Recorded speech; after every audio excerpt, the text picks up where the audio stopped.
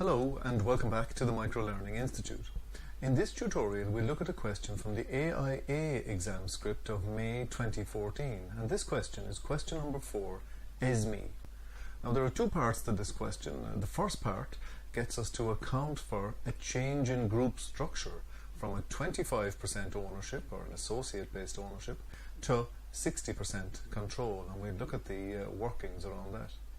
The second part of the question gets us to consider adjustments to estimates that were made at acquisition, but adjustments in the post-acquisition period, and how we update or not the carrying amount of goodwill at acquisition.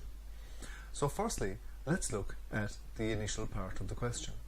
So we're told that ESME is a public company. It acquired 25% of the equity shares of one of its competitors called Stow. Okay, so again, IFRS 9, it's an equity-based financial asset when we own 25%. It's carried at fair value. Now, on the 30th of April 2013, ESME acquired a further 45%. So now, of course, ESME's ownership of Stow goes from 25% to 70%. So now ESME is in control of Stow.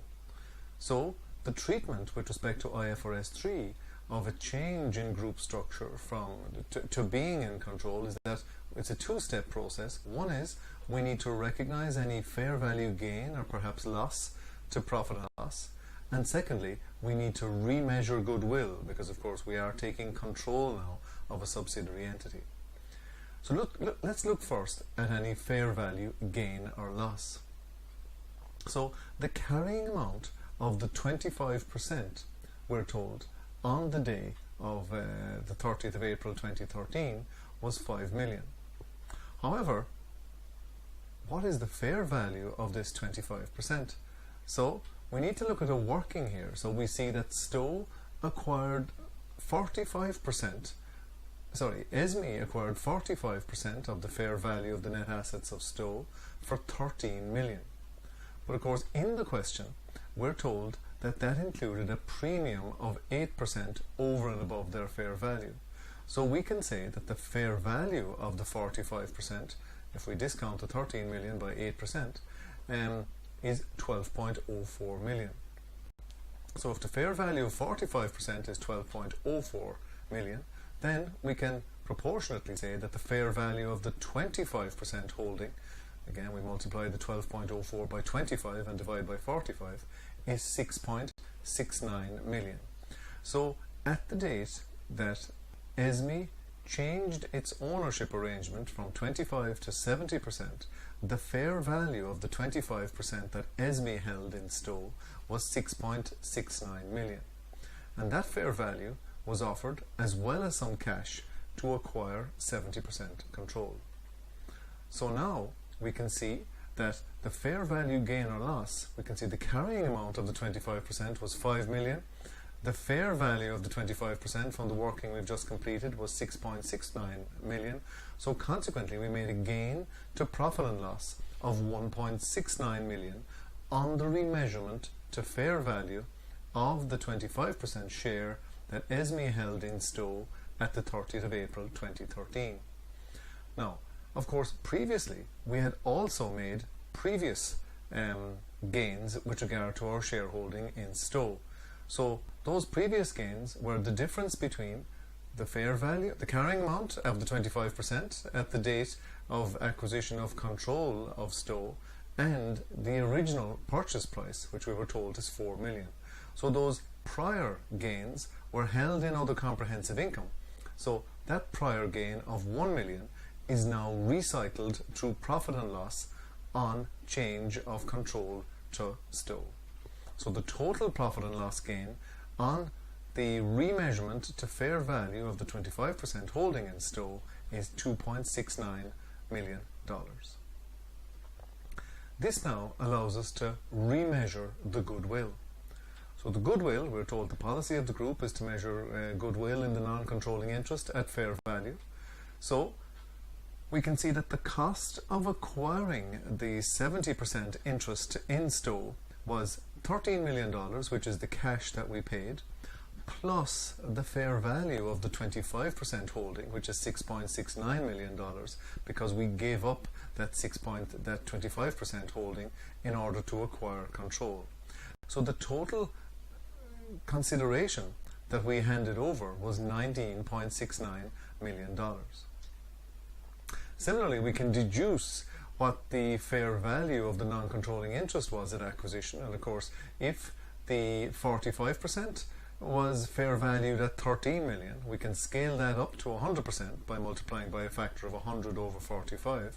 But of course, we remember that the 13 million included a premium of 8%, so we need to scale that down by multiplying by a factor of 100 over 108 to find out what the fair value of the entire 100% was. And of course, the fair value of the non-controlling interest at 30% can be achieved by simply multiplying this by 30%. So we get the fair value of the non-controlling interest at acquisition at 8.02 million. Now we need to compare these costs with the share of the fair value of the net assets that were actually acquired, and the group acquired 70% of the fair value of the net assets of 25, and this of course was $17.5 million, and the non-controlling interest are allocated their 30% of the $25 million fair value net assets, which is $7.5 million. So consequently, the goodwill recognized in the group at the change of ownership from 25% to 70% is 2.19, and similarly the goodwill recognized in the non-controlling interest is 0.52, giving us a total goodwill on the change of an ownership percentage from 25% to 70% of $2.71 million. Now, next up, we're asked to consider, we're told that we used some provisional estimates in the derivation of the goodwill in part A of the question, and now we're asked to consider how our calculation of goodwill would be affected by some information that comes to light after the acquisition has been completed. Now, the first item is to recognize that goodwill was recognized at acquisition, as we've just calculated, in total at $2.71 million. Now we look at the investment in PAN, okay, and we're told in the post-acquisition period, we're told that at the 30th of April 2013, Stowe held a passive investment at a fair value of 2% of $2 million in PAN, a mining company. And during February 2014, as a result of PAN's discovery of a new deposit of materials, the fair value of Stowe's investment increased to $3 million. Now, of course, as this happened after the balance sheet date, under IAS 10, this is deemed to be a non-adjusting event, and it doesn't affect the fair value of Stowe at acquisition, so consequently doesn't have any impact on the calculation of goodwill originally completed. Next, we look at some information about the investment property, and we're told that Stowe owned a property which was surplus to requirements as at the 30th of April 2013. Stowe was actively looking for a buyer at that date and included the property in the financial statements at a carrying value of $1 million. Stowe eventually disposed of the property in July 2013 for $1.4 million. So now we can see that this property was part of the fair value of net assets of Stowe at the at acquisition of control by ESME. However, this property seems to have been undervalued on the statement of financial position of Stowe, so we need to adjust goodwill for the difference between the carrying amount of the property at acquisition, which was $1 million, and what now appears to be a more accurate reflection of the fair value of the investment property at acquisition by ESME of $1.4 million. So the difference between the two of $0.4 million will of course reduce our total recognized goodwill by $0.4 million. Next up, we need to look at the fair value of a liability, and we're told that at the 30th of April 2013, Stowe had 6 months outstanding on a contract to service equipment. On gaining control, ESME assumed responsibility for the service contract. The customer had paid an annual fee of $2.4 million, and Stowe therefore carried deferred revenue of $1.2 million as a liability in its year-end financial statements.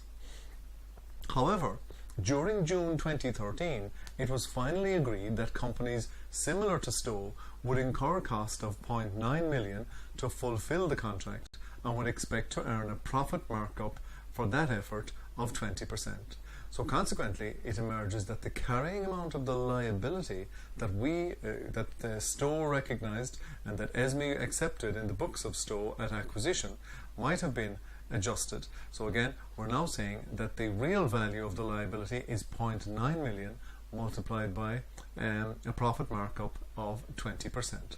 So that is an updated value of liability. The liability existed at the date we acquired control.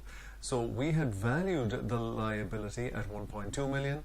It now emerges that a fair value for that liability would have been closer to 1.08 million. So consequently, the reduction of that liability would increase our assets and of course consequently reduce the carrying amount of goodwill that would have been recognized at acquisition by $120,000. Finally, we look at the fair value of the intangible. And at the date ESME gained control of Stowe, one of Stowe's net assets was a brand name called Diga. We're told that as ESME owned a similar product, it did not intend to market Diga post-control. ESME discontinued sales of the Diga product, thereby enhancing sales of its own product and the value of its own brand name. As the future cash flows from sales of Diga were expected to be nil, ESME included it as an intangible asset in Stowe's net assets at a fair value of 0. During the following year, it became known to ESME that other companies within the industry would have been willing to acquire the name Diga for $1 million at the 30th of April 2013 and to continue to sell the product. And of course here, we take into account that recognizing the fair value of the net assets of Stowe at acquisition is independent of how we intend to use those assets. So again, we, as in ESME, should have recognized the intangible asset at 1 million being its fair value at acquisition, and of course this again would have reduced the consequent carrying amount of goodwill by $1 million. So overall, the restated goodwill, adjusted for all the information that has come to light in the post-acquisition period, is $1.19 million. Thank you very much for watching this short tutorial from the Microlearning Institute.